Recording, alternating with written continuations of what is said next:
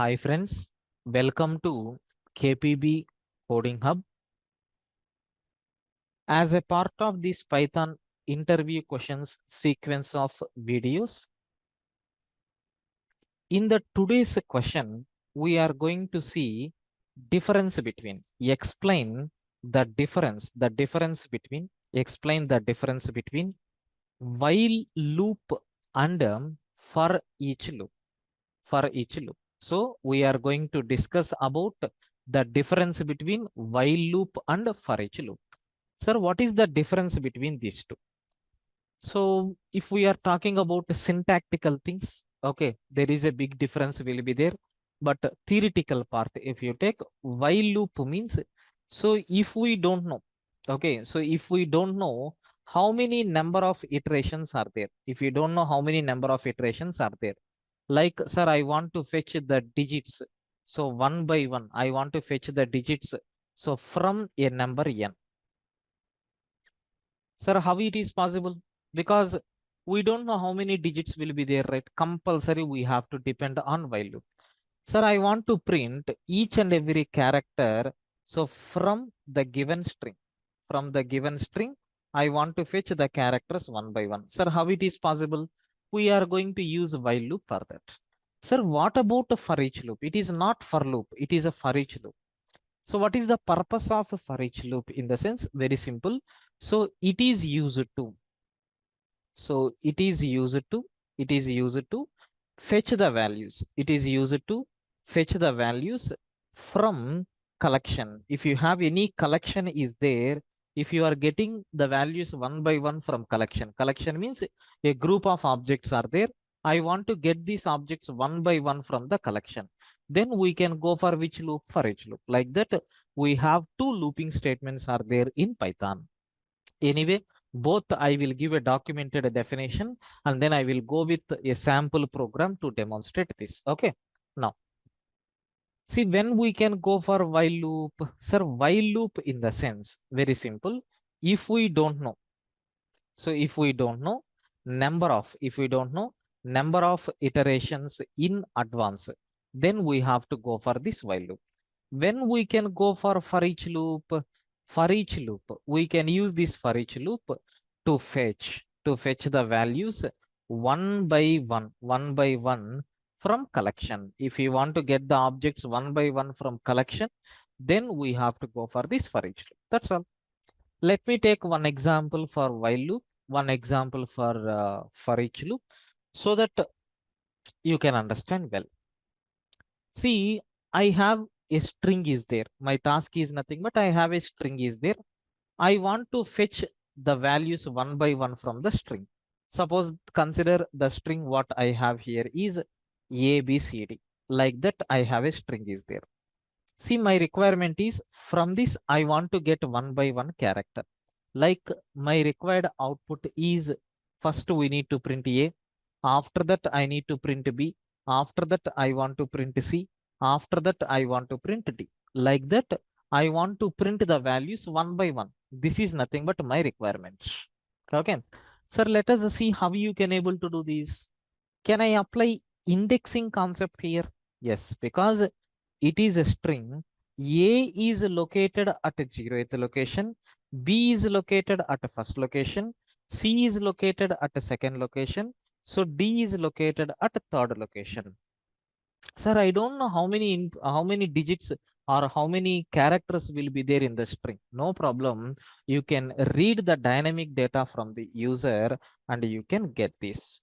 See, if I'm taking a program like, let us see, input of enter any string. I'm asking the user to enter a string from the user.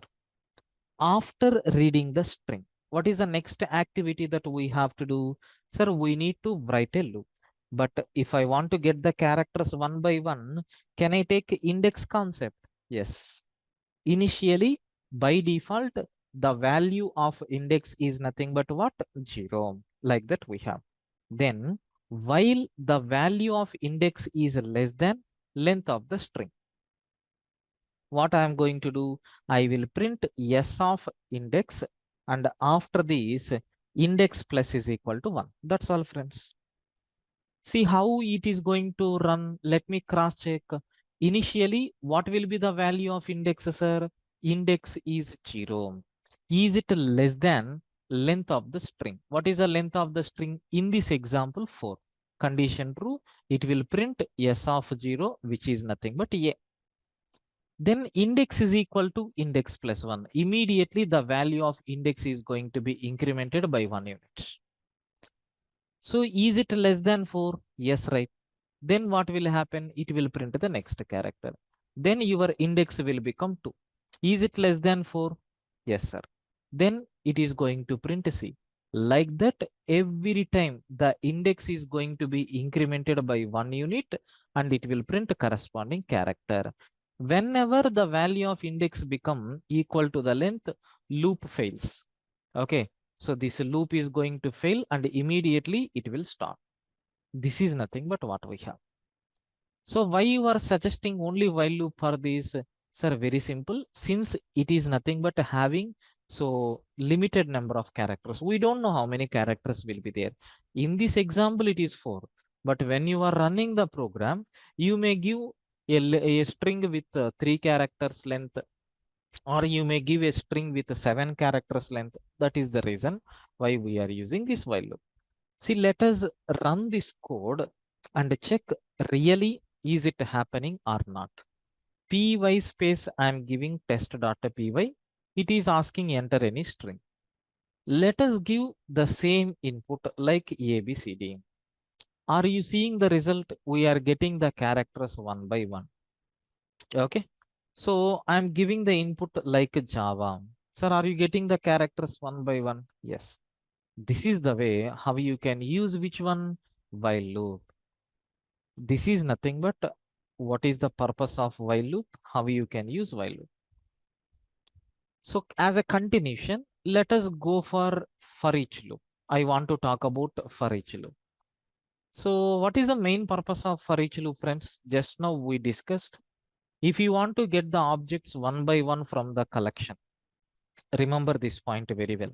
If you want to get the objects one by one from the collection, then we can go for this for each loop. Sir, how we are going to use this for each loop? Very simple. Suppose consider I have a list is there with some objects like 111, 222, 333, 444, 555. Like total, I have 5 objects are there. So I want to fetch the values one by one from this loop. How you can able to use? We can go for each loop. Can I take for each I value in the list or for each item in the list? These are layman terminology. Just we are trying to print that item. So what this loop is going to do? We have a big list is there with some objects. So 111 is one object, 222 one object. Like that we have some objects. Can you please pick up one by one object from these? What activity you need to do? Do you want to perform any addition, or do you want to perform any subtraction, or do you want to do any mathematical calculation? That you can write. That is your choice. So here I'm just printing that item. That's all. So what will happen? It is going to fetch the values one by one and it will print all these values. Sir, seems to be good. So collection means which things will come into the picture? We know already in Python. So collections means what? Which topics will comes under these collections? Which categories will comes under? First of all, so string is a collection what we have. Next and after that, if you take list, it is also a collection. If you take tuple, it is also a collection. If you take a set, it is also a collection. If you take dictionary, it is also a collection. Even that range function is also generating a list of values. All these are nothing but collections. So this for each loop is applicable only for these collections. Okay, remember point very clearly. For each loop is applicable only for these collections. Like that we have. I hope everyone got a very clear idea about this. Okay, right, friends. That's all about the explanation related to while loop and for loop. When we can go for while loop, when we can go for each loop. So you people got very clear clarity. Okay, right. Thank you, friends.